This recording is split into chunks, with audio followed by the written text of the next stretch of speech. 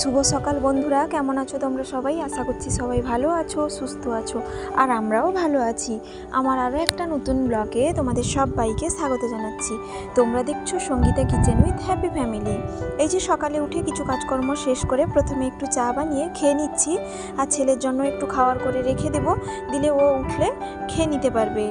দুধটা ভালো করে ফুটিয়ে নিচ্ছি, দিলে একটু ছেলের জন্য কর্নফ্লেক্স বানিয়ে রেখে দেবো।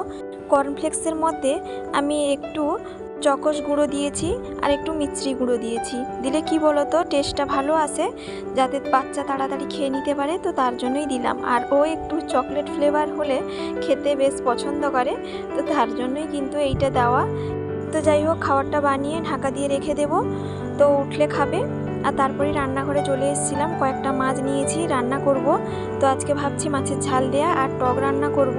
তো মাছের ঝাল দেওয়ার জন্য প্রথমে মাছটা ভালো করে ভেজে নিচ্ছি, আর ছেলে তো বেশি চিংড়ি মাছ ছাড়া পছন্দ করে না, তো তার জন্য এই মাছগুলো আর খেতেও পারবে না, তার জন্য ভাবছি 1 পিস ভাজা রেখে দেব আর 2 পিসই ঝাল দেওয়া করব। আর ঝাল দেওয়াটা যেমন হয় ওই রকমই করছি।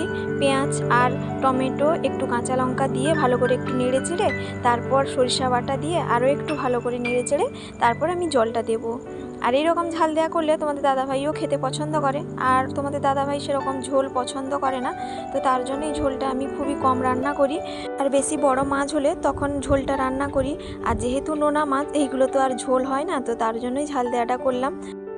তো বন্ধুরা, প্রতিদিনের মতো আবারও বলছি, আমার এই ব্লগটা কেমন লাগছে অবশ্যই কমেন্ট করে জানাবে। যদি একটুকুও ভালো লেগে থাকে একটা লাইক দিতে ভুলো না, আর সাবস্ক্রাইব যদি না করে থাকো প্লিজ একটা সাবস্ক্রাইব করার অনুরোধ রইল। আর যারা অলরেডি সাবস্ক্রাইব করে দিয়েছো তাদেরকে অসংখ্য অসংখ্য ধন্যবাদ। আর এই যে ঝাল দেওয়াটা হয়ে যাওয়ার পর এবার টকটা রান্না করে নিচ্ছি, যেভাবে টক রান্না করা হয় সেইভাবেই রান্নাটা করে নিচ্ছি। মাছের মধ্যে তেঁতুলের জলটা দেওয়ার পরে তারপরে পরিমাণ মতো লবণ, হলুদ আর সরিষার তেলটা দিলাম। সরিষার তেলটা দিলে সেন্টটাও বেশ ভালো আসে এবং খেতেও বেশ ভালো লাগে।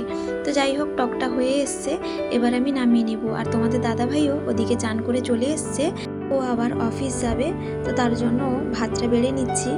আর এই যে ওর জন্য ভাত তরকারি বেড়ে নিয়েছি, ওকে এবার খেতে দিয়ে দিব। তোমাদেরকে আজকে নতুন একজন অতিথির সঙ্গে দেখা করাবো, তো তার জন্য তোমরা অবশ্যই আমার সঙ্গে থাকো, আশা করছি তোমাদের খুবই ভালো লাগবে। আর এই যে তোমাদের দাদাভাই খেয়ে অফিস বেরিয়ে গেল, তারপরই রান্নাঘরে কিছু কাজকর্ম ছিল, গ্যাস মোছা ছিল, বাসন মাজা, সেগুলো কাজ শেষ করে তারপর জল নিয়ে এলাম। আর এই যে হচ্ছে নতুন অতিথি। প্রথমেই বলি, এই অতিথি হচ্ছে আমার বড়দির মেয়ের বাড়ির অতিথি। তো ছেলে না মেয়ে সেটা তো পরে বলছি। তো এখন বলি, তার দিদুন ভালো করে তেল মালিশ করে দিচ্ছে, আর বাচ্চাদের তেল মালিশটি হচ্ছে সব থেকে বড় একটা জিনিস। সকালে উঠলে কিন্তু ঠাম্মা বা দিদুন থাকলে তারা কিন্তু তেল মালিশটা করতে কোনো দিনই ভোলে না। আর এইটা ছোট্ট বাচ্চাদের পক্ষেও খুব একটা ভালো জিনিস, দিলেই কিন্তু তাদের হাড়গুলো ভালো করে শক্ত হবে। তো এটা আমরা ছোটবেলা থেকে শুনে আসছি। তো যাই হোক, ও দিদুন তো চান করিয়ে দিয়েছে আর বেশ সুন্দরভাবে ঘুমিয়েও যাচ্ছে, ওকে কিন্তু আরাম লাগছে চান করিয়ে দেওয়ার পরে। আর এই যে আমার ছেলে চলে এসছে, ও বলছে কি আমি চিরুনি করব। তো বাচ্চা মানে অনেক আবদার থাকে, কিন্তু সব আবদার মেনে নেওয়াও উচিত নয়, আর কিছু কিছু আবদার মেনে নিলেও সাবধানে আমাদেরকে রাখতেও হয়। তো আমার বড়দির মেয়ের সাধের অনুষ্ঠান তোমাদের সঙ্গে শেয়ার করেছিলাম, কিন্তু বেবি হওয়ার পরে আর সেভাবে শেয়ার করা হয়নি। তার কারণ হচ্ছে তার মা বলেছিল যে আমার ছেলেকে ইউটিউবে দিবে না, তো সেই জন্য আর দেওয়া হয়নি। তো অনেকবার বলেছি যে যখন তখন আমি কিন্তু দিয়েও দিতে পারি। তো যাই হোক, এখন তোমাদের সঙ্গে শেয়ার করছি অনেকটা দিনের পরে। আর আমাদের বাড়ির এই ছোট্ট বেবিকে কেমন লাগলো তোমাদের অবশ্যই কমেন্ট করে জানাবে। যদি একটুকুও ভালো লেগে থাকে একটা লাইক দিতে কিন্তু ভুলো না। আর এই ছোট্ট বেবির ঘুমটা দেখো, একবার তার দিদুন কিন্তু চিরুনি করিয়ে দিচ্ছে আর ও বেশ চুপচাপভাবে পড়ে আছে। তো যাই হোক, আমার ছেলে বলল কি মামাম আমার কোলে একটু দাও না, তারপর ওর বড় মা ওর কোলে একটু তুলে দিল। আর এর কাণ্ডটা একবার দেখো, যে রোদ লাগছে এই জন্য হাত দিয়ে রেখেছে যাতে ওর চোখে রোদটা না লাগে, আর ও তো বাবু আরাম করে ঘুমোচ্ছে, আমাদের সবার ছোট্ট আদরের নাতি। তো যাই হোক, অল্প বয়সে কিন্তু দিদুন হয়ে গেছি।